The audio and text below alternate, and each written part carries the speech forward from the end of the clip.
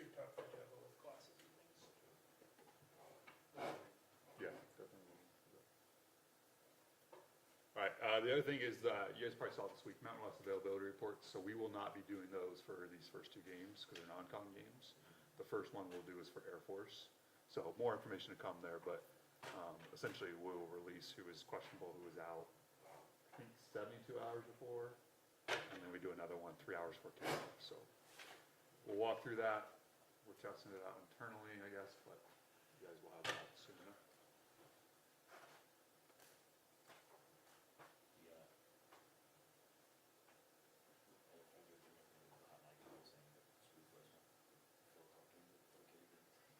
That was on? I had to switch over to mine. Oh, right. We're just joking. That's it. Was a former resident unoffended. Dude, I think they're releasing Tim Patrick. You see it? Yeah, that's my hot line take. It's a bummer, 'cause I like him. But Yeah, I know, but Tesla's gonna take over for he's been, as a third receiver. yeah. I didn't even know that. He's been awesome.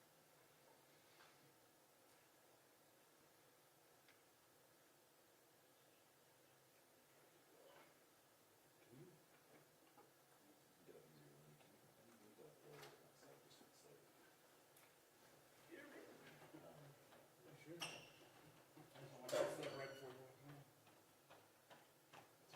What's up, guys? Go!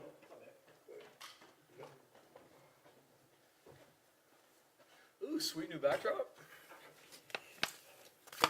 Usually share the sponsors this year. There you go. Not the Bronco Nation News Show anymore, it's Bronco Sports News. You guys all good? All right, start. Go. Well, guys, as always, thank you for being here. Fired up to be back rolling. So, guys, appreciate your guys' time, as always, coming out to listen to the press conference and where we're kind of going.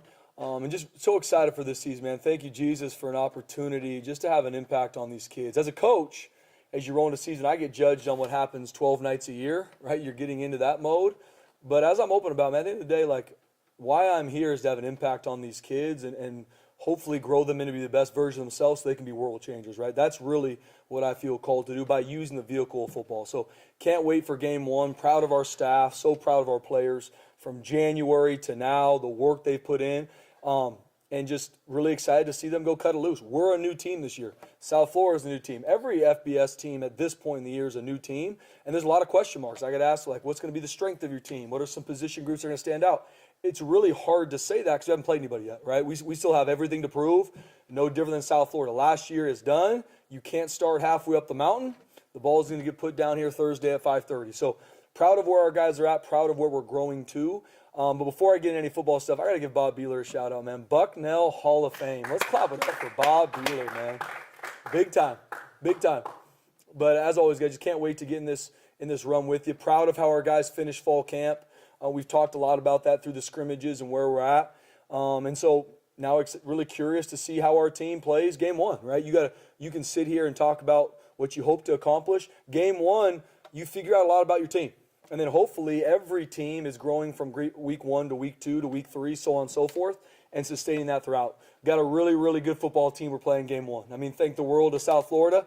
And I told our team, I think I'm going to be one of the most talented teams we see all year. We're going to play some talented teams. I put South Florida right up there with everybody we play, from team speed to physicality to schematically to just overall roster. I mean, Coach Golish has done a phenomenal job building that roster. I mean, seeing what he's done in the time he's been at South Florida, I mean, back-to-back bowl game wins. I mean, he's played everybody in the country. Really, really proud of what he's done at South Florida, man. So we know what we're going to get from them. We're going to get their best, and we know that they're a really, really good football team, one of the best football teams we're going to see all year. Talking about their offense, obviously, I mean, their quarterback, number 17, Brown, he will be one of the best football players we see all year on either side of the ball. Not even just talking one of the best quarterbacks we see. He's one of the best football players we will see in the 2025 season. Have a ton of respect for him. Have done a lot of research on him kind of over the summertime, getting to know more about him. Man, I got a lot of respect for the young man. I mean, his character, how he leads. He gets a lot of credit in regards to how he runs the ball, which he should. he can make every throw now too. I mean, he is big, strong. I mean, he's an NFL quarterback. We will see him play on Sundays here soon. He's earned that. I mean, he's a leader. How he speaks. I mean, he grabs your attention in his interviews. We got our hands full with 17. And then, I mean, their offensive line will be one of the best offensive line units we see all season. I mean, veteran offensive line group. There's a mentality about their offensive line. They work together. They impose their will on defenses. And then you throw the tempo in on that. I mean, there's a lot of clips where there's a defensive front can't even get lined up against them. And then when they do, this offensive line punches them in the mouth. I mean, I have a lot of respect for the mentality with which they train their fronts. And then schematically, how they use every inch of the field. I mean, Coach Golish has been doing this for a long time. The tempo, the speed, the splits, all the different run schemes, all the different motions that you got to deal with. I mean, our defense has their hands full. And that's why I've been very open about them, about the task at hand.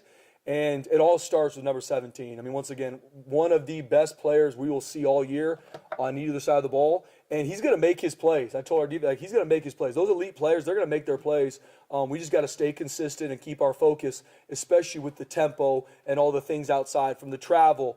I know without question that is going to be a packed house on Thursday night. That's happening, right? Can't control that. Can't control the weather. We can control our prep. We know offensively what they're going to do to us. You guys had some unique ways of preparing them for that weather. Just where do you get some? I know we shouldn't be surprised, but where do you get some of that inspiration from? Yeah, I'm going to jump in just the other two sides really quick, and then I'll jump to the weather. Yeah, so defensively, Tyler Orlando's been doing this for a long time. He brings so much experience, and all his defenses, I mean, they're sound. He creates absolute chaos for an offense. I mean, how to deal. I mean, you're dealing with odd fronts, even fronts, multiple packages, and what they are very, very impressive with is they take the ball away. I mean, they've led in the turnover battles so many times wherever he's been. And that's a mentality. And it's something, obviously, defensively that I look at, man, shoot, I got a lot of respect for that because that's something we need to grow in defensively is how we take the ball away. They've got a lot of really good transfers come in. We've kind of done some research on some of the guys that they've brought in on both sides of the ball, but especially on defense. I mean, they did a great job bringing in some talented players from the transfer portal that can create chaos from the back end to the front. And what they do defensively, they've got a lot of answers. They got answers for everything you kind of give them in regards to how they align, coverages they play, and they're going to be on the attack and they're going to take the ball away. So we got to do a great job with our communication, and like I said, I got a lot of respect for how they play defensively. Lastly, special teams wise, we know they're going to have speed. I mean, they have some guys in their team that can flat out fly.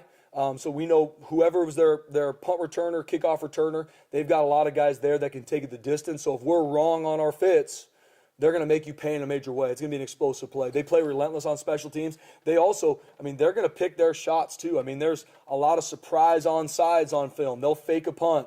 I mean, they had a kickoff return of the house against San Jose State by a fake reverse. So they got really good schematic answers, and their guys buy in on special teams. I mean, obviously, I got a lot of respect for them on how hard they play on special teams. That's a culture piece that Coach Golish has done a really good job instilling because their guys are relentless on special teams. So in all three phases, I mean, this is a stinking really good football team, one of the most talented teams we'll see all year. Playing them game one on the road in the elements, we got to get ready to prepare and play our best. And we know that our team, our staff, we know the task at hand. So excited to go cut it loose on Thursday. In answer to the question, in the elements, I mean, we don't control that, neither does South Florida, right? Is it going to rain? Is it going to be a lightning delay? Is it going to be a thunderstorm? Is it going to be hot? Is it going to be humid? And we're preparing our hardest to simulate those things. At the end of the day, the ball is going to get put down. It's going to be 11 on 11, and we're all going to be playing in the same environment. And we got to get our guys ready to focus in that space. So you talked about Byron Brown a lot, but again, we were grapple books last year, and I think he's just calm. So I guess just what can you try and do to stop him? Yeah, good question. I mean, when you're playing one of the, an elite football player, which I would really put Brown in that mix. You got to have answers. You got to have schematic answers. You have to make sure your defense and whoever you're going is very aware of who you're playing. But you also got to give yourself grace. They're going to make some plays, man. I mean, Brown's going to get his plays. He's an elite football player. There's not one schematic answer that can take him away. I don't care who you are. I mean, he's an elite football player. He's a 3-year starter and has put up yards on everybody he's played because he's elite at what he does. So we just got to stay in the fight. We got to keep our focus. They're going to get their plays. We're going to get ours. We got to stay in it, and we got to find ways to slow them down. I know that the depth charts, it is what it is.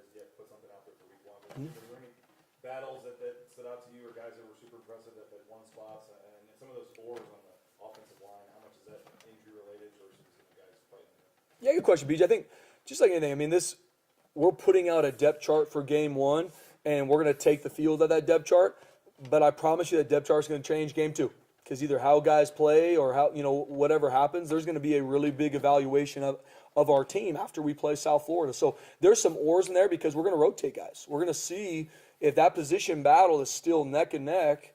We're gonna take the field and we're gonna roll guys to see who is better and who deserves to get more reps than others. In the offensive line, there's some guys banged up through fall camp that hopefully we get back for the game, that we're gonna be able to rotate in and out, hopefully.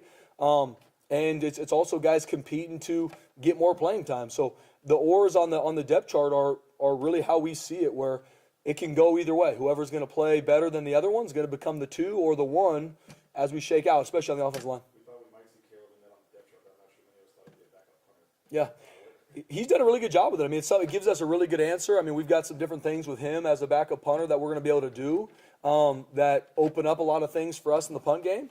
And obviously, Caleb, I mean, he's worked his tail off. He wanted to be the backup quarterback and obviously wants to be the starter at some point in his time here.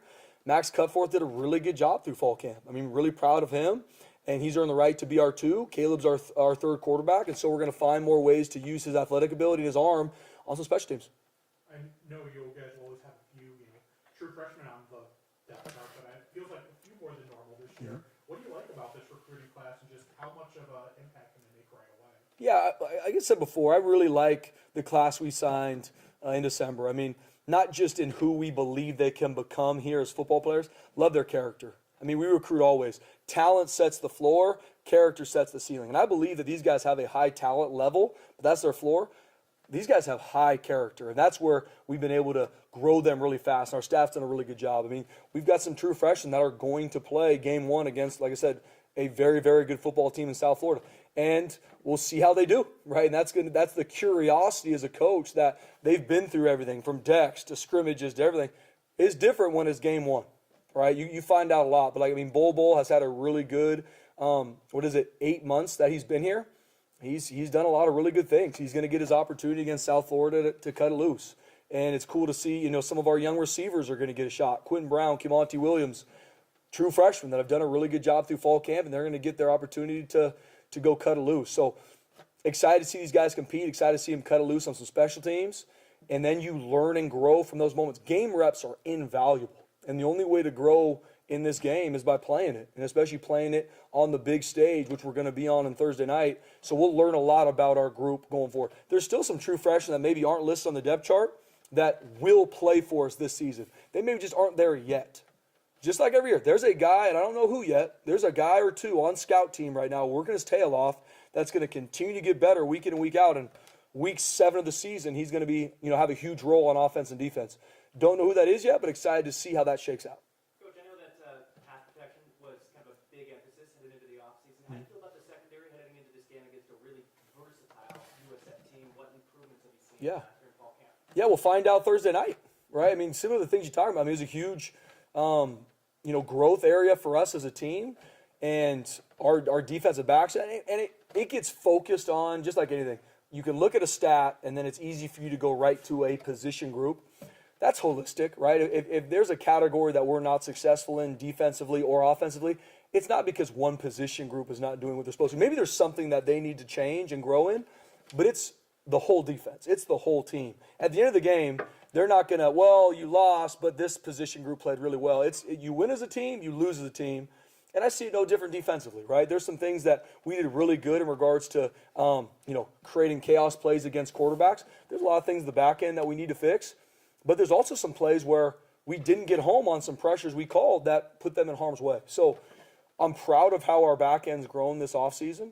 We're going to put it on full display on Thursday night and see how they do. And especially against a South Florida team, they are going to make you make those plays. They're going to make you make tackles in space. They're going to make you win a 50-50 ball as a corner, as a safety. Our guys got to go do that. I mean, I love that offense because they put your entire defense in conflict. So we'll learn a lot about our back end Thursday night. The running backs, there's a lot of talk about them. How do you feel overall with Sherrod in that group? And we don't see Breezy Dubar on the depth chart. I just don't know if that was not being available a lot of camp. Yeah. How do you kind of see that shaking out? Yeah, with Breezy, he's got to be healthy, man. He's a guy we're working our tail off to get healthy for this game. And so proud of Breezy, BJ. It's just he's got to stay healthy to be available, and we hope he's going to be available for this game. It's going to be a game time decision if he is. Those other three have done a really good job. Like I said before, I think Malik, Sherrod, and Sire Gaines will really be back and forth in regards to who's getting the load. Like they're both going to get probably equal amount of carries as we go into this game, right? That's kind of our plan. We'll see how it goes. And then Dylan Riley's had a really good fall camp. He's kind of that third guy that he's going to get his reps. He's going to get his plays to go cut it loose. And all three of them are going to have an impact on special teams, and we need that to happen.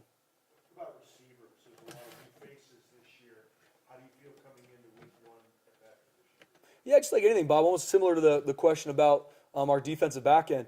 I like where we're at right now. We got to go put it on film game one. Proud of how our receivers have played through fall camp, things that we've grown in.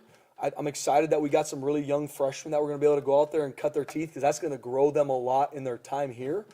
Latrell Caples, the bona fide leader of that group, and he's done a great job not only leading the receivers, but leading our offense and team as a whole. And some guys have stepped up. Like I told, Chris Marshall's had a really good fall camp today. I'm excited to see him cut it loose game one. I'm not going to promise what that's going to look like because I haven't seen him doing a game yet. Excited for him to do that here in a couple days. Ben Ford's had a really good fall camp. And like I said, a lot of these young guys step up. Cam Bates is always the guy that shows up on special teams and offense. So we've got a really good group, but excited to see who elevates when the game's on the line. With Chris, we kept saying consistency, and let's Yeah. see it tomorrow, let's see it tomorrow. Now here we are game week, and he's listed as a starter. Yep. Has gotten to this point. I know you said you still got to see it on Thursday, but Yep. if he can stay healthy and play out there, have you seen enough to think he's a guy that can be one of the better receivers in this league here? I absolutely do, BJ. He's always been a very, very talented receiver. Period. End of story. That's not my opinion. That's who he is. But we knew he needed to grow in his consistency. Now, month into fall camp or whatever it's been, very proud of what he's done this offseason. Now I know for him, he's excited to go cut it loose on Thursday night. And from there, we'll be able to see what he does and how we can help him grow in the future. But today, man, I can't be more proud of Chris Marshall and what he's been able to do through this offseason, through fall camp. And I know he's ready to go play this game, right? It's been a while since he's been able to get in a game and really cut it loose. He's ready for that moment. And my big message to him, even when we take the field Thursday, is just go play the game, man. Don't put too much pressure on yourself. Don't try and be someone, I got to do this now. Just go be you. That's my message to our whole team. Game one, there's going to be so much emotion on either side of the ball. Game one, awesome environment, playing, two really good teams playing. My message to our team is going to be, guys, go cut it loose. Go play the game. Whoever wins this game isn't going to be who has the most emotion. It's going to be who executes. And I think about no different with Chris. He has put the work in to get himself to this point. I'm just excited to see him go cut it loose, BJ. Did he miss any time? No. That right tackle spot, what are you hoping to see with Daniel McClure and Hall Schmidt the first game? Yeah. Big Lou's Dalen Matora's had a really good fall camp. Good offseason, good fall camp. Hall Schmidt's been battling back from injuries, been able to get him back rolling. So excited for both those guys. We really plan on you seeing both, but really proud of Big Lou from where he was last year, played sparingly, was able to cut his teeth in some games, and seeing him really step up. And I think he had one of his best practices as a Bronco, scrimmage number 2. And that you really like to see that as a coach because that shows you the growth. So excited for both those guys. What's kind of the biggest way he's grown in the offseason? Yeah. I think just his mentality, right? He's a really good athlete, explosive, but just the mentality he plays with has grown a lot in regards to, doing your job and then doing it at a high level and imposing your will on a defense. That's what we need to see from all 5 of our offensive linemen. No different than USF does with their 5 veteran O-linemen. That's really grown from Big Lou and proud of that. No, you said that, obviously controlling emotions and stuff going into game one. As a head coach, it's, your second full year, what were kind of emotions, or what will your emotions kind of be, to see if this all, once again, was a good plan and if it all works again? Yeah. Just like anything, Jay, really good question, man. As I go into game one as a head coach, you really look at, what are we learning every day, right? And that's something I've stolen from Coach Pete. It's all about what happened and what did you learn. We got done with fall camp, whatever it is, a week ago. It was no different after that. All right, guys, fall camp, as a staff, what did we learn? What did we grow in? What are some things a year from now in fall camp we got to do better? And I think about it no different as we prep for game one, Jay. No different for me. whatever year coaching, whatever year as a head coach, I think you always got to be ready to, this is what we believe is our best plan. And however it goes, we got to be ready to learn and be better in week 2. And that's really what I want me and our staff and our players to be focused on, and less about just what the outcome looks like. Does that make sense? And that's why in the offseason, so much of it for us has been process over outcome. I want us to have the best process in the country. The ball's going to roll funny sometimes, right? You might win a game, but you didn't. Your process was still off, right? So as a coach, that's what we control. How the ball is going to bounce Thursday night, the catch here, a missed catch here, a missed tackle, a made tackle. That's football. That's why this is the greatest game on the planet. For me, I just want to make sure we are preparing our players with our process to go be their best. That's what I'm double, triple checking right now, always, because that's always what I want to be as a coach. I want to make sure that they have everything they need to go be successful. They got to go play the game.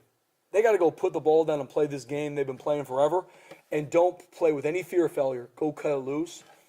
That's what I'm kind of really focused on right now, Jay, and less about, well, I wonder about these things. Like, there's a lot of things I'm curious about, position groups or players, how they're elevating. I'm really just doubling down on the process of our team. When it comes to a guy like Ben Ford, listed as a co-starter right now in your depth chart, when things don't go somebody's way, they can maybe look for maybe a new setting, fresh start, something like that. What does it mean that Ben has stuck it out to this point, and now he's in a position to maybe be a starter? Yeah, Jay, Ben Ford, I can't be more proud of that young man. He's been through so many injuries in his time here. He's just been through a lot. And seeing where he is now, still battling through, didn't miss a day in fall camp, battled, bring in, new freshman receivers and these different guys, and never lost his edge. To your point, Jay, I think the common thing to do, and you see that in this landscape, well, if this isn't the shortest line, or if this isn't the easiest place for me, I'm out of here. That's not Ben Ford. He's going to do whatever it takes for this team. He's going to put his head down and work, and that's why he's a huge part of this team, not even just in regards to being a receiver for us, a huge part of our entire locker room, huge part of our entire culture, because he's all in with what we're doing here. And I'm so proud of Ben. I'm just so proud of him to be able to go cut it loose here in a couple days. The D-line, I think I counted 6 newcomers on the D-line. Yeah. Depth chart here on the D-line. I know you guys had to obviously, rebuild that with some of the key guys who lost. But how do you feel about that group? And for fans, it's a lot of new faces out there. Yeah, we'll find out Thursday night, BJ. Fired up. No, it's really like how our D-line's grown through fall camp. Coach Chinander, Coach Miley have done a really good job because there's a lot of new faces. There's some guys that are not new to us, but new to maybe the fan base, and Lopez Sanusi, Michael Maudry, like they've been here. They just haven't really played a lot to date. They're going to be called on to play a lot. And as we go into it, Braxton Feely is the leader in that room. He's the veteran coming back. But then you really got 5 guys there, BJ, that we're excited to see how they play. So, and the consistency with which they play with will dictate how they are game 2, game 3, and who is going to elevate to really be that number 2, that number 3. Because right now, it's open competition. And I've been open with our defensive front, just like Coach Chinander. We'll find out who takes the field with Braxton Feely maybe at the hotel. Because I just want to, right now, we still got to continue to push and grow. I like all of them, but who's going to elevate themselves to be the guy? You've got 3 tackles, 3 nose tackles, and 3 D tackles listed. Do you plan on all 6 of those guys? How deep's the rotation going to go? Yeah, it's all going to be about how the game goes. This offense that our team is going against, they are one of the fastest, I think the fastest offense in the country.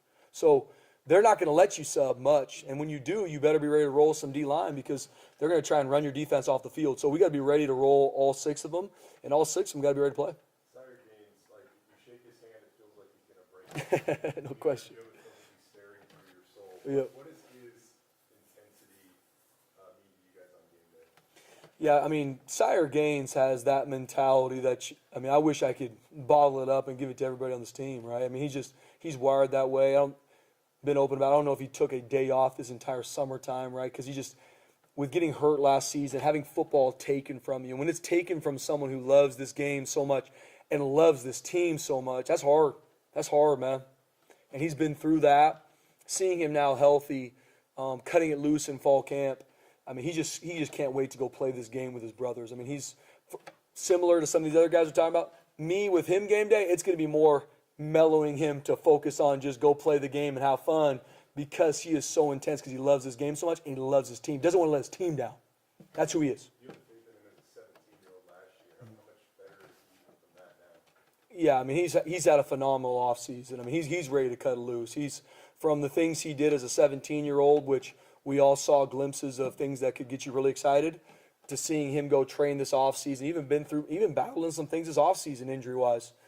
But just seeing him never lose his focus, never lose his edge, never all of a sudden get casual, right? We talk about casualness leads to casualties. Never once happened for him. And seeing him, what he's done this offseason, he's go ready to cut it loose. And Malik Sherrod in that room with Dylan Riley, Breezy, like as a group, Coach Montgomery's done a great job with those guys. I mean, they're ready to go as a stable, go cut it loose. Speaking of all the running backs, especially Sherrod and Gaines, they seem somewhat different.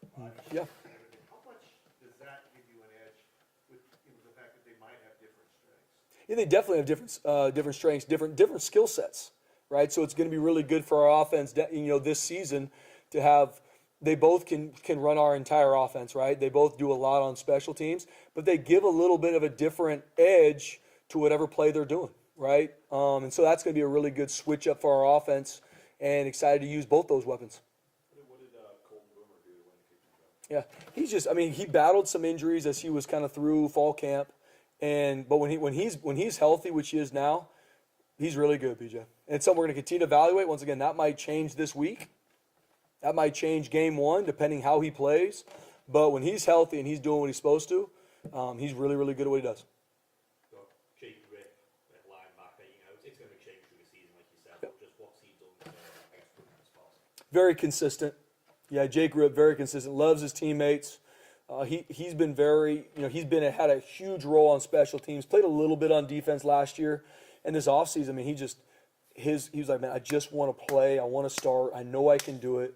And a lot of guys will say that, right? As a head coach, I meet with everybody, and they'll tell you that. It's a very few that actually put the work in to get that done. Jake Rip's put the work in to earn the right to be a starter here. That could change from game one to game two, to your point, Sean, but he's earned the right to go start game one for us because he's very consistent. You know he's going to do what he's supposed to do when he's supposed to do it, no matter if he's banged up, tired, doesn't matter. You can trust Jake Rip. And I think a lot of that comes from the leader in that room in Marco, who's really set that standard there. Like I said, Bowen Phelps is going to play a lot game one, right? We've got a couple different packages, what we roll defensively that we're working through to make sure it can be ready to roll. And you're going to see a lot of different backers to DBs rolling in different packages. Do you like kind of the versatility you might have there? Things like Jake, he was edge last year, and Bowen Phelps was a safety. You've got all these guys kind of with different skill sets. Yeah. How big of a help is that going to be coming into this season? Yeah, I mean, it's our job as coaches to make sure we put everybody in the right situation to help our team. And not only put them in the right situation to help our team, what can they do best? And I think, Bowen Phelps moving from safety to linebacker, he's got a really, really bright future there. Even as a young player, he's got a really, really bright future there because he can help our team there. Jake Rip, no different. There's going to be some things he did last year that helped us, but he's going to help us a lot more this year playing inside linebacker. And so that's where we look at, no different offensively, defensively, especially how we create packages and how do we get our best 11. Maybe you're not starting in this package, but we're going to get you in this package. And trying to throw an offense off by being able to use multiple packages helps us. Back to the weather, the last few times you went to Florida, you had to change plans because of it. Just what did you learn from those two trips, both good and bad? Yeah, really good question. I mean, been a part of a lot of different trips out east. Game one from Florida State to Central Florida to Georgia Southern last year. And there's things that as you go through it, you learn and grow. I mean, our prep, how we hydrate our guys, how we train, things you learn over the years. And so we try to put that into practice this fall camp. At the end of the day, the environment is the environment. And that's my biggest message to our players. The environment is the environment. Nobody controls that. Jesus is the only one that does, right? I don't. But we do control how prepared we are. And regardless where you play, game one, you'll see guys cramping in pregame game one just because the emotion's so high. So there's a lot of things game one, the environment that we just try. My goal as a coach is to make sure our guys are not thrown off by whatever it is. If it's fill in the blank weather, that's the game. South Florida's playing the exact same deal we are. And whatever, they're from down there, all that, at the end of the day, ball's going to get put down at 5:30. With that said, 3:30 on Thursday, kind of a weird start. I don't know if you're asking the mayor to try to get business. Yeah. What do you make of that? And you do get a chance to be on ESPN, the only game kind of going Yeah, it's funny. I was even talking to my wife about what time kickoff was and what it is. Because 3 kids, she's not going to be able to come out there. Nobody wants William, our 5-month-old, in that 5-hour flight. I promise you that. He'd probably be puking on the person in front of him. But it's an interesting time in Boise. I was at 5:30 Eastern on ESPN. Huge moment for our program. Huge moment for South Florida's program. It's a college football game one that as a fan you want to watch and be a part of. And if I'm a betting man, I know Bronco Nation is going to find a way to be watching this game at 3:30. I'd be hard pressed to find any corporation in this state that's not going to be okay with their workers watching this game. You guys have always spent a ton of time together, but is there anything you look forward to about like the first real road trip where it's truly you guys off, traveling across the country to go accomplish a mission? Is there any moments about that you like or stand out? Yeah, Jay. I mean, it's everything. These moments that these kids have, and I tell them, I talk a lot about this, especially towards the end of the year when the seniors, senior game and this is the moments these guys are going to remember 2 years from now, maybe 5 years from now, very rarely are going to be in-game moments. It's going to be those moments. Even as a coach, it's going to be the locker room. It's going to be the hotel. It's going to be, and a lot of times when stuff doesn't go well, right? Where it's like, hey, remember when this happened? Or, hey, they didn't have enough of this food. Or remember when the AC went out in our hotel? Like, those are the moments that create this brotherhood through the vehicle of football that create lifelong relationships, right? And so that's what always my message, like, embrace that. Embrace what this trip is. Long flight, all this, enjoy it with your teammates, man. It's the greatest team sport on the planet as long as you let it be that way. As long as you push those values forward. And so I can't wait to spend more time with these guys. I know I'm excited to spend more time with them. They're probably excited to spend time with me, I'll be honest with you, at this time of the year. But I love being around. I love seeing them interact. I love seeing them be around each other. We had a slip and slide at practice the other day, and was not my brainchild. Charlotte Siegel deserves all the credit. But I was telling my wife after, like, just seeing them be kids, seeing them 17 to 23, just go out there and be kids. Have fun. Slide on a slip and slide, right? Like, you forget that these are young men that we're growing to be champions in life, and I don't want to miss those moments with them. As we get ready to go play a big-time game, I'm going to enjoy all those moments with them too. Thanks, Coach. Thanks, guys. Sorry about that. No, all good. Week I was able to come back. We're good. Yeah. Thanks, guys. Congrats again, Bob.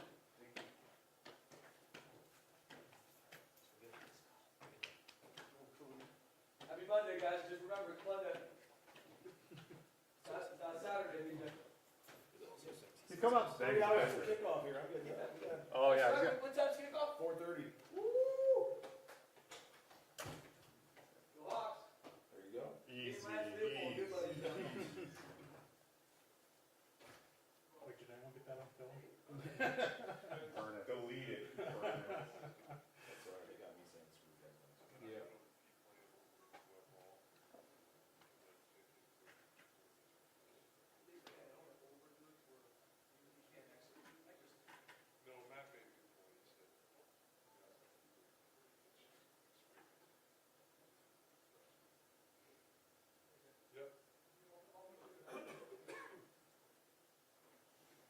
Who's first one under the bar? Me, fine.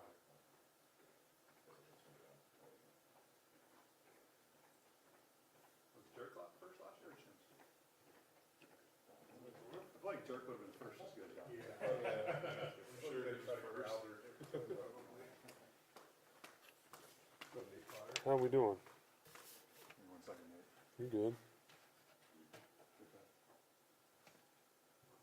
We're good up here? Yeah. All right. Questions? Hey, just going into game one here as the OC and even now doing a weekly press conference like this with us Yeah. and stuff, and just what's this whole thing been to you, meant to you, and just how excited are you to take that, make that play sheet and go out there and do this game one?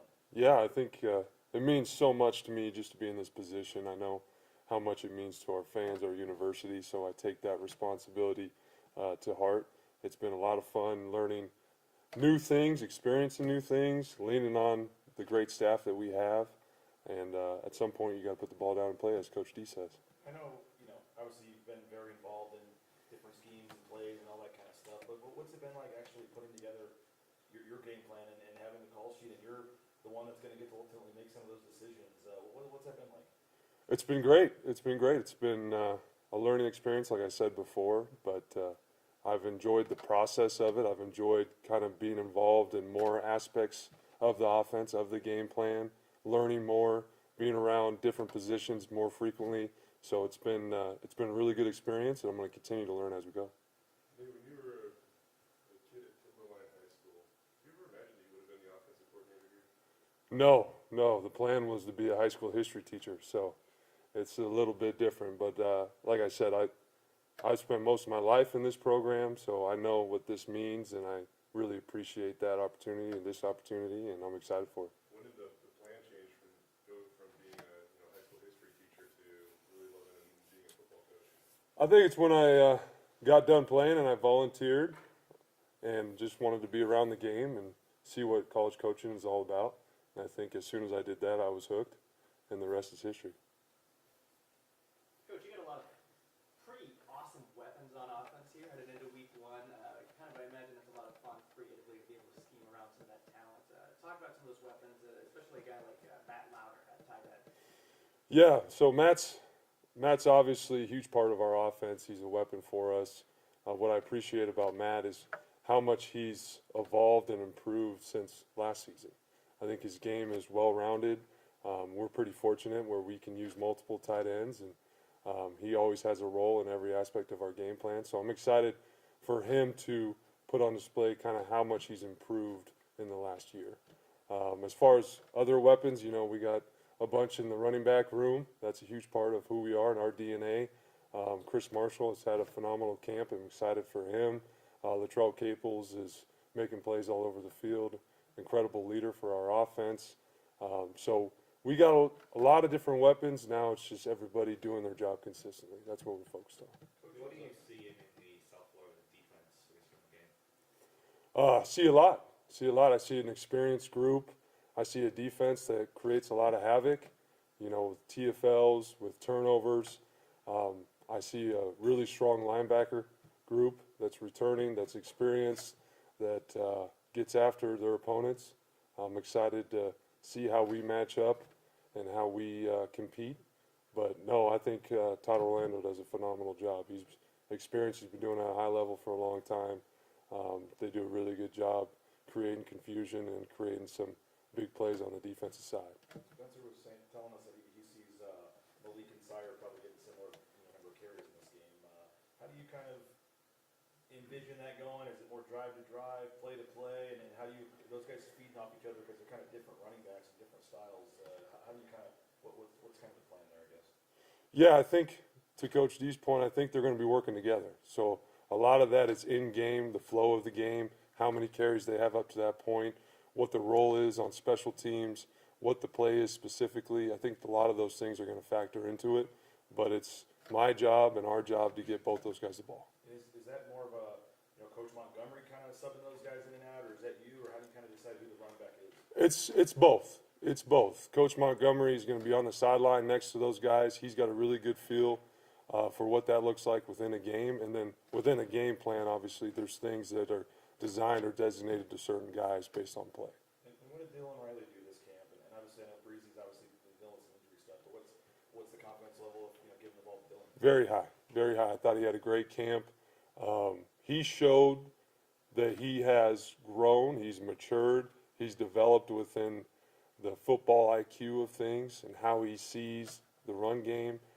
He also has grown on teams, so he's going to have a role. I'm very confident in Dylan Riley, and as we all know, he's got that home run threat speed. How excited are you to kind of give Madison his first game as truly running the offense? It's Yeah. kind of his offense now, and there's a little genty. So just how excited are you to let him go loose?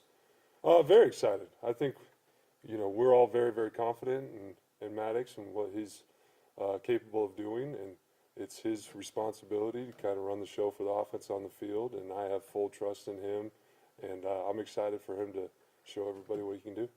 Over the years here, Nate, like the OCs here have had kind of a criteria of what they want out of their quarterback, a couple of pillars.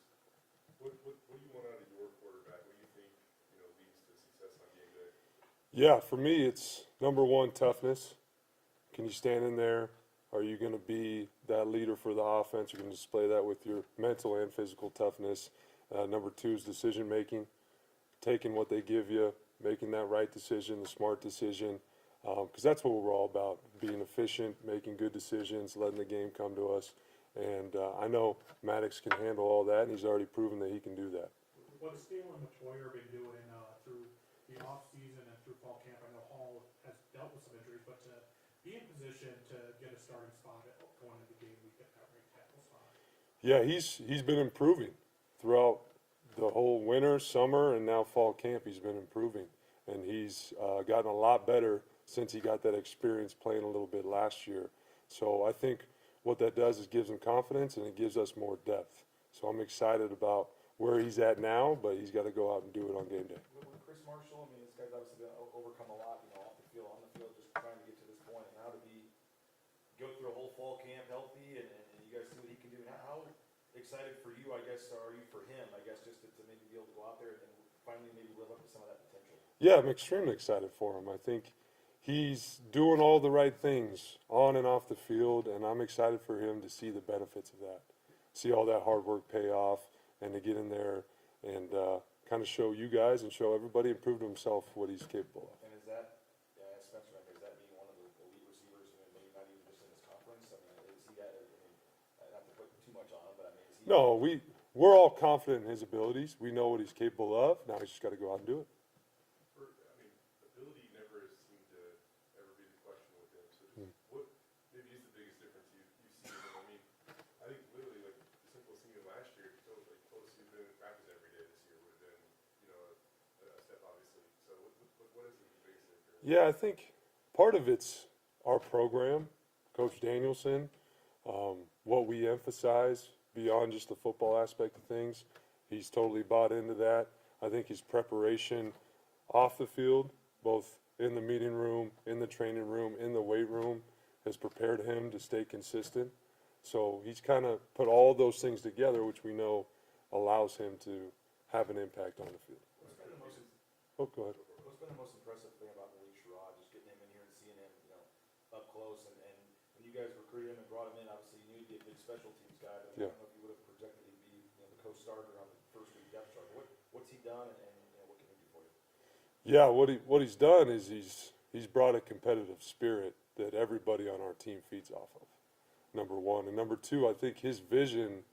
That's what I was most impressed by. Just initially seeing him out at practice is just his vision in the run game, how he sets things up, how he sees things. He does that at an elite level. So all that combined, we're excited that he's part of our team. What is Syracuse' intensity bring to your offense? He's a tone setter with his intensity, with his physicality, with his approach. He kind of gets everybody going. And then he's consistent with it. He does it every day, every practice. You guys have seen it. He's the same guy. So he brings that mentality to our entire offense and to our team. Full true freshman on the two deep for your wide receiver position. Just how excited are you to just unleash them and kind of almost have them be hidden weapons for you guys? Yeah, I think it says a lot about Coach Miller and how he's developed those guys and recruited the right guys. They've been tremendous for us. We knew we were going to have to rely on them at some point, so I'm excited for them to get their first taste of real football and college football and get their opportunities when they come. Overall, the receiver room, until you guys lost, some questions from fans, whoever, how that group was going to be. I mean, do you feel going into week one that's not a concern or question for you? No, not at all. Not at all. Very confident in that group and Coach Miller and what he's done with that group. Talk about your confidence in this offensive line headed into this year. I mean, you've got a lot of experienced guys, some NFL talent on that line. Yeah. It's got to feel good as an offensive coordinator. Absolutely. I think it feels really good for the quarterback, having Cage Casey as your left tackle out there. But no, it's a big part of who we are. It's a big part of our offensive identity. It all starts up front, and to have the experience we have coming back is huge. But it's a position where it's always evolving. You're always getting better. You're always proving it week in and week out. So I'm excited for those guys to go out and prove it. Do you think Matt's excited to go home or go near where he was born and raised? Absolutely, yeah. He's a Florida guy. That's what he says. So I'm sure he's really excited to just be near his family and be around his family when they're at the game. It seems like he's a guy that kind of embraces the moment. Like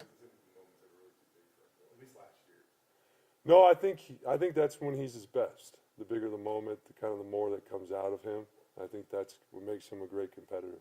With him and Matt Wagner together, the different skill sets there, being able to, get both those guys on the field together, what's that allow you to do? And your thoughts on that, I guess. Yeah, I think anytime that you have two tight ends that you trust fully, that are capable of doing just about everything in your offense, I think that gives you a lot of flexibility. A big part of who we are is using multiple tight ends, and to have the caliber of a Wagner and a Lauder, I think is huge for just what we want to do offensively. We saw Wagner a little bit last year, but I know Matt, Lauder gets the headlines and stuff, but Yeah. how much of a step are we going to see from Matt Wagner this year? Huge step. I think he did a great job this offseason transforming his body and preparing for this season. So I'm excited for him. I'm excited for you guys to see him as well. What did Max do to really separate himself in that QB2 battle? It's all about consistency. That's really the main thing what it boils down to is consistently going out to do exactly what I talked about before, making the plays you're supposed to make, let the game come to you, run the offense, and I think Max has proven that he can do that consistently for us, and that's kind of what stood out. Staying with the quarterbacks, did you know Caleb had some punching talent as well? Or? I did not. I found out with the rest of you that he has a little talent right there. That was pretty cool to watch.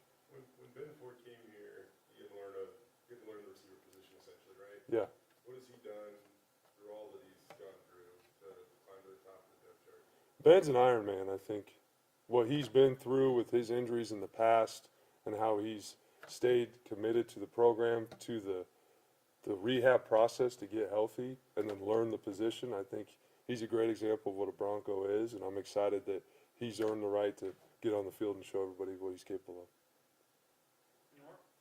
Yeah, I got one. Just a lot of offensive injuries last year, just throughout the year. I mean, you got Chris Marshall, Mason Randolph, obviously Cyrus Gaines. I mean, as a former player yourself, talk about how frustrating that is to be out on the sidelines watching this happen. And then if you could kind of expand on just the mental toughness it takes to come back and what these guys have shown in camp.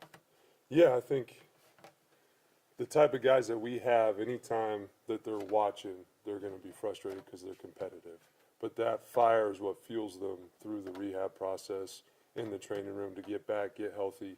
And a lot of times they come back stronger, both mentally and physically, and better able to help the team. So I think for every player at some point in the career, they're going to go through it. But for those guys, I know they've come back stronger. Cool. Thank you. Thank you, guys. How many variations of Statue of Liberty are going to run game one? 17. Okay, 17. Appreciate it. Yeah.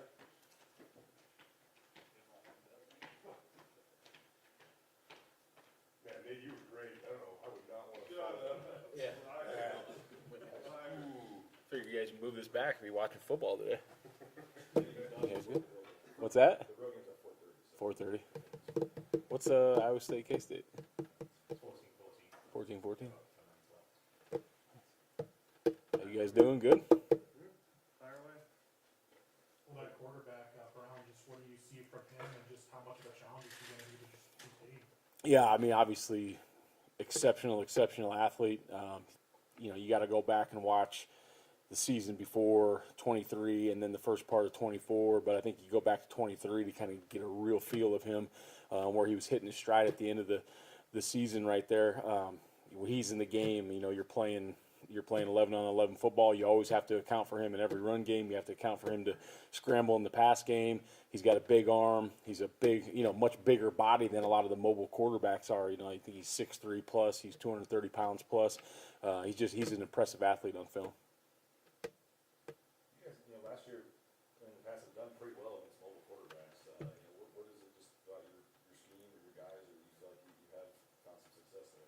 Yeah, I think it kind of, we've been okay in the past. I don't know if we were great. There's been some of those games where the quarterbacks got loose on us a little bit, but I think the guys have to understand, it becomes triple option football where everybody's got a number, everybody's got somebody to account for, and you have to be very, very assignment sound, whether, you're the dive, whether you're the alley, whether you're the pitch, even though it's not triple option. There's still a pitch phase somewhere. There's still a quarterback run somewhere. There's still a dive somewhere. So those guys have to be very, very assignment sound. Their eyes have to be clean. And obviously this team, South Florida, poses another issue because their tempo is, I think it was number 1 or number 2 in the country last year as far as how fast they're moving from play to play. So also getting your eyes clean pre-snap and then post-snap, getting your eyes clean on what your person's doing, what your keys are doing. So there's a lot of different issues out there. A challenge like that in game one, I mean, we never like that, never face somebody like that, but just game one, with the tackling needing to be on point, all that kind of stuff that goes into it, just what's this kind of challenge like right out of the gate? Yeah, I mean, that's a good point. You know, in fall camp, we've worked, I know you guys have been at practice, so we've been working tackling more, but it's still, you're never getting as many live tackles as you want. And then coming up onto a game like this where you're going to have to tackle people in space. So like you see on film, right, like they're going fast and people get the missed tackles really come when bad leverage happens, you know, and we've been victim of that in the past as well. So we need to be really good with our leverage, really good with our alignments, and then we've got to have, there's going to be missed tackles, but they've got to be good missed tackles. They've got to be ones where we're in proper leverage, we're getting our shoulder pads and their thigh boards, and we're knocking it back to our other buddies that are coming from the opposite leverage. And you know, this team's going to go fast. People are going to get tired, but we have to have relentless pursuit, whether we're tired or not. I just going off that, it's the high tempo, it's the weather, the humidity, first game of the season. How big is the depth going to be specifically for this first game? Yeah, like, you know, obviously we're going to have multiple packages to use our personnel the right way. And then you're going to have some guys, some depth players are going to have to step up and play some bigger roles in the game where you're, you know, potentially playing a high number of plays and the game's moving really fast. So you're going to have some able bodies and some guys that we've trusted. We've developed depth with those guys, but there's going to be a big challenge for those guys who are not necessarily quote unquote the starters, but are going to get a lot of time in this football game. With that being said, especially in the interior line, and just, I mean, the depth chart is pretty deep either side. Just, I guess, how are you feeling about that group of guys, and just defensive line as a whole, I guess? Yeah, I feel good about it. We definitely are not there. Like, we need another week of work, and this has got to be a great week for us. And I know we put out a depth chart and all those kind of things, and that comes from all, you know, who knows where, but this depth chart is still open. In my eyes, like, I don't know who those starters are on that defensive line because we've got a lot of competition going on right now. There's still some starting positions that are going to be sorted out, and there's still some who's going to be the next guy in the game to be sorted out. So this week is going to be huge for that group. You have Braxton and Jaden, but a lot of newcomers or guys that fans maybe didn't play as much last year. I mean, it's largely a new group there along the defensive line. What just, I guess, when you go back to January, just putting this whole group together, trying to replace who you knew you lost. I know you said you're not there yet, but overall, just this group and a lot of newcomers, and how do you feel overall, just a big picture about the team?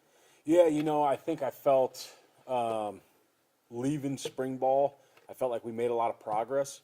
Early in fall camp, I wish there was a little bigger step forward, but then here the last week of fall camp, the last week of practice, I really started to see it come alive and where we kind of envisioned this thing. Just like I said, we got some work to do, but I really had started feeling good about that group probably last week, that they really understand what we're trying to get done. The technique is really coming around, and guys are executing at a high level. Bo Phelps makes the change from safety to linebacker, and here he is cracking the depth chart. What is he showing you, and how big of a role is he going to play?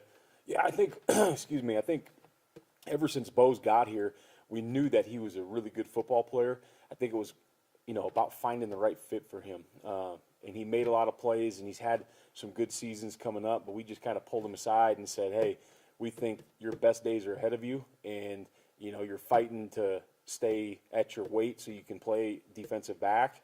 Let's turn you loose, and let's see how linebacker goes right now. And he played a lot of dime last year, which is, you know, has a lot of similarities to the will linebacker position. So for him to go down there, him being able to gain some weight and finally eat like he probably wants to eat. And then I think he's also, you know, that happens a lot when you're out on the perimeter at safety, at corner, and you may be a really good football player, but you're maybe not the most explosive guy, the fastest guy at that position. Then all of a sudden you move down a level, and now you are. Like that breeds a lot of confidence, and Bo's playing very confident right now. He's making a lot of football plays. He's playing well in special teams and defense, so I'm really excited for Bo. Eric, obviously last year, Tubes wore the green dot for you. We get to see honor this year and why. Yeah, I think right now it'll be Marco. If there's any changes to that, we'll let you know. But I think there's multiple guys that can wear it on our team. But Marco, similar to Tubes, like those two can handle a ton of information and they can get it out to the other guys. There's other guys that, not to say they're not as smart or anything like that's just not their game. They need to call, they need to see what's going on and let it be. But I think Marco can do a lot of things for us wearing the green dot just like Tubes did. His playing time Marco's playing time last year ebbed and flowed quite a bit at times. I'm assuming that's not necessarily going to be the case this year. How important is he going to be to the success of your defense? Yeah, I think Marco's earned the right to play a lot of snaps of football, and sometimes he's going to be out, so we'll have to have that backup green dot ready as well. But Marco's earned the right to be on the field a lot. Marco's a big piece to this defense. He gets the front set. He's making the calls. He's making the checks. And, I think the guys believe in Marco just as a whole, and I think he just gives us that extra bit of security out there. That's fine. With Banks and Mickey, why do you like Banks and nickel, and you guys list them as or, but are they both, you think, going to play a lot, or I know you get different stuff with dime or whatever, but how do you see that competition at nickel? Yeah, I think there's times where you can see them both on the field, and I think that if there's only going to be one on the field at a time, both of those guys have earned the right to play as well. And I think that position is a position where sometimes not having to play every single snap is a good thing because there's a lot of different jobs. There's coverage jobs, there's zone jobs, there's blitz jobs, there's being in the run fit, and there's a lot of those things that have to get talked through on the sideline. So being able to get a different guy in there and talk some things through with somebody is very helpful. But both those guys have had a really good camp. Both those guys have played really good football for us, so I'm excited about those guys. Outside of quick calls about Blake and South Florida, is there anything else they do that you guys are going to have to specifically address or that really impresses you? Well, obviously getting the line to tempo, and they do a really good job of. Sometimes the tempo teams are, they're in one or two formations. They do a really good job of having some motions, having formations. They'll get in unbalanced, so we've had to work a lot of unbalanced stuff. They can get in a bunch. They can do a lot of things at high speed, which is impressive. And then the other thing is, like, they can have quarterback runs where the normal quarterbacks runs where it's read zone and those kind of things, and there's also some quarterback generated runs where it's quarterback counter, it's quarterback power, where he is the designated ball carrier. So you have to working very hard on those quarterback runs, all the different styles, and they do a very good job of getting him plays that he can be successful at.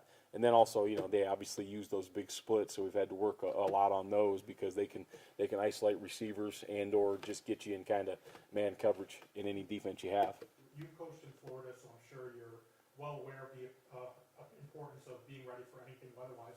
How impressed were you with kind of some of the things Spencer did last week with simulating the weather delay and simulating the heavy rains and all that other stuff? Yeah, it was cool. It was a good idea, and not only of course you're simulating the rain, but you also want to see like how do people respond from whatever the adversity is, going into the locker room and changing venues for that practice. Like who's going to respond? Some guys responded really good. Some guys we have to work on that a little bit with them.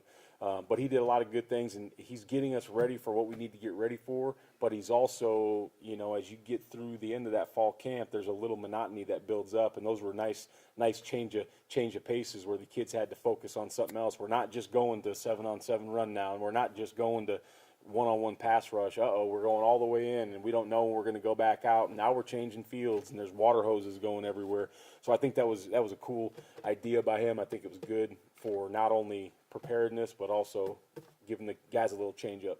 We spoke with Jeremiah Irby last week. You just talked, with any player, sure, but you talked about the importance of confidence in his game, and maybe it wasn't what it needed to be the first half of last season, and then you figured it out and played great. So, what have you just seen out of Jeremiah confidence-wise? And do you think he'll start the season ultimately, maybe faster than he did last season? Yeah, I think Jared's done a great job.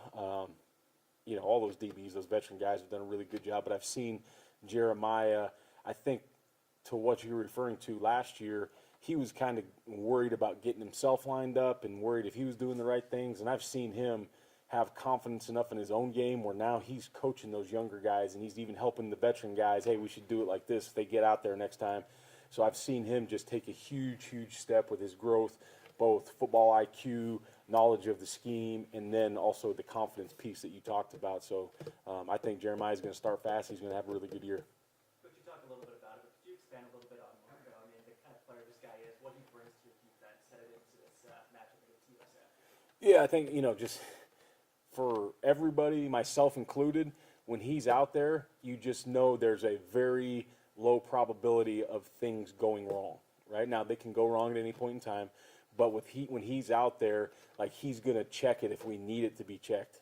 He's going to get the front set correctly. The blitz pattern is going to set correctly. If they line up in a formation that we maybe haven't seen, he's going to get this thing right, and he's going to communicate loud. That's why I like him on the green dot, because I can tell him, hey, Marco, that D tackle's, go get him lined up. So anything that we need to get done out there, Marco can handle for us.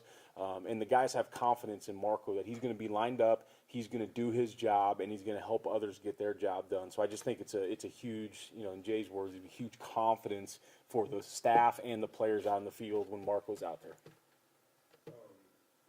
Spencer just talked, this wants to be the most prepared team in the country, and if something goes wrong in the game to adjust quickly. How often does game one go as planned? Not very often. Not very often. And I guess it can go as planned. It's just there's going to be new stuff, right? Like South Florida is going to do new things. We're going to do new things. There's going to be things that we're not prepared for that we're going to have to make adjustments. It's kind of become not easier, but a little bit more manageable now with the iPads and those kind of things. At least you have the film where you can show the guys. But there's going to be everything in this game. There's going to be mistakes by me, by the players. There's going to be adversity. There's going to be new things that we haven't seen that we have to adjust to. And that's going to happen to both teams. So whoever handles that the best probably has a really good chance to win the football game. Anything else? What do you do for a 4.5 hour flight usually? We don't take too many of those. But usually on the flights, I'm watching practice from that morning. And then if that ever gets over, maybe throw on a movie or something if there's a new one. But most of the time it's watching the practice from that morning, because we're usually practice, hit the shower, right to the airport. So that's the only time we got to kind of watch that practice. Cool. Thanks, Coach. All right. Thank you, guys. Do you guys have a direct flight at least? What's that?